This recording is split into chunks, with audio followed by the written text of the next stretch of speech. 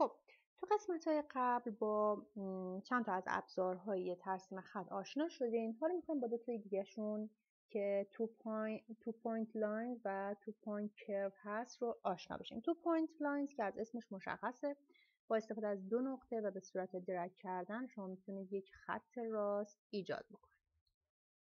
با درگ کردن بین دو نقطه میتونید یک خط راست ایجاد بکنید. و یا اینکه با درگ‌های متوالی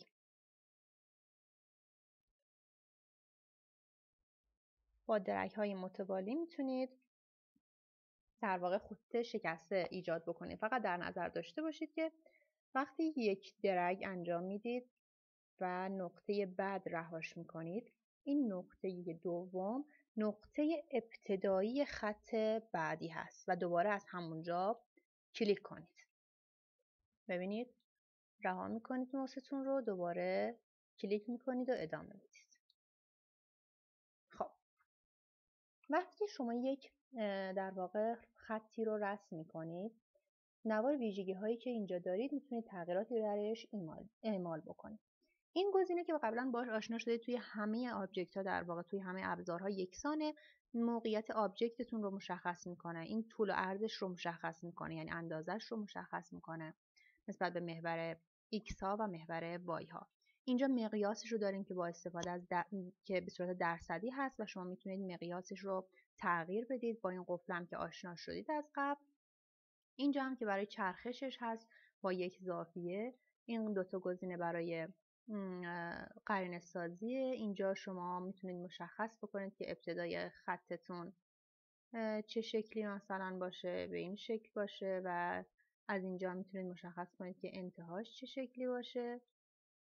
حالا من یه خورده سایز از این قسمت بزرگتر میکنم تا ببینید. این گزینه کلوز کرو هم که آشنایی دارید باش. مثلا شما یک خطی، یک منحنی باز دارید، با استفاده از این گزینه میتونید اون رو ببندید. با این قسمت رپ تکست هم قبلا آشنا شدید. این گزینه هم که برای تغییر نوع خطه، اینجا هم که سایز خطتون رو تغییر میدید و این گزینه باوندینگ باکس. حالا سه تا گزینه اینجا هست که با بقیه‌اش فرق میکنه. این گزینه که حالت اوله، با استفاده از دو نقطه یک خط ایجاد میکنید.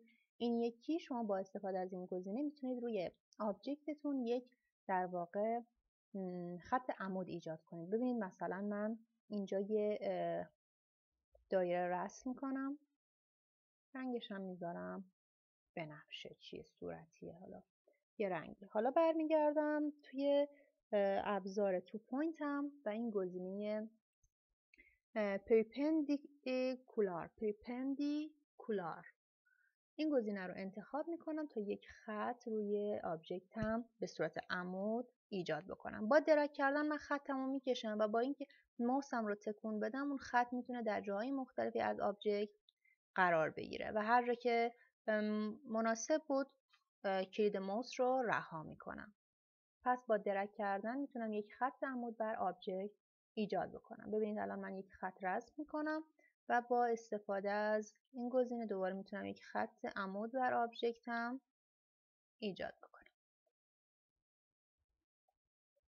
این گزینه برای ایجاد یک خط مماس بر آبجکت. ببینید یک خط مماس بر آبجکت. با درگ کردن میتونم یک خطی مماس بر آبجکتم ایجاد بکنم و اون رو تغییر بدم در جاهای مختلف.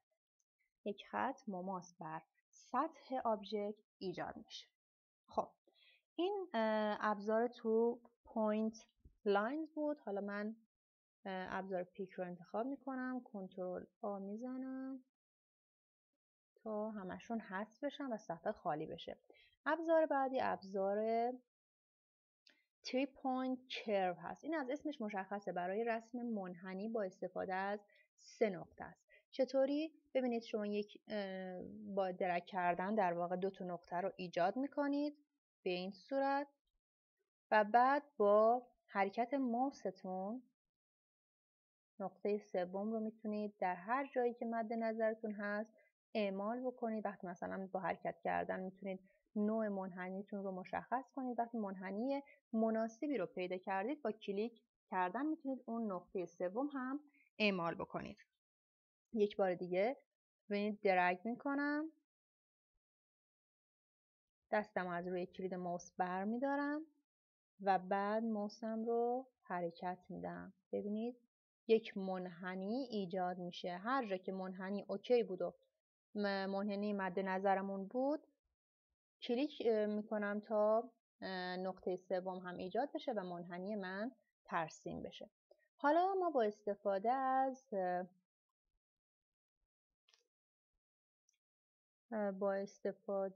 در واقع همین دوتا ابزار میخوایم یه همچین شکلی رو ترسیم بکنیم. ببینید این خونه هایی در واقع یک تار عنکبوت هست. با استفاده از ابزار 2 پوینت و ابزار 3 پوینت ما میخوایم یک همچین چیزی رو رسم کنیم.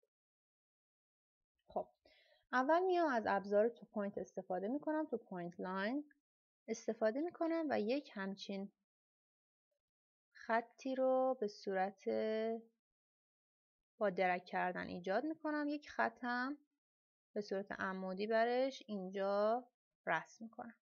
چند تا خط دیگه هم میام وسط این دوتا ایجاد میکنم. حالا هر چی که این خطها به هم نزدیکتر باشن، تعدادشون بیشتر باشه، اون شکل شما جذابتر میشه. و بعد با استفاده از ابزار 3 پوینت کرو من میتونم اون خطوط منحنی رو بینش ایجاد بکنم به همین راحتی.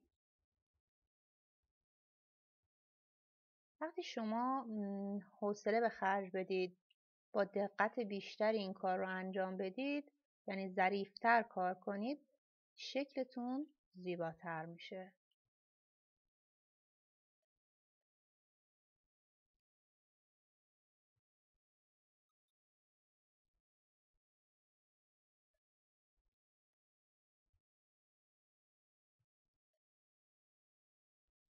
حالا این عنکبوته هم مثل من خیلی حوصله نداشته، خونه‌هاش رو بزرگ بزرگ درست کرد.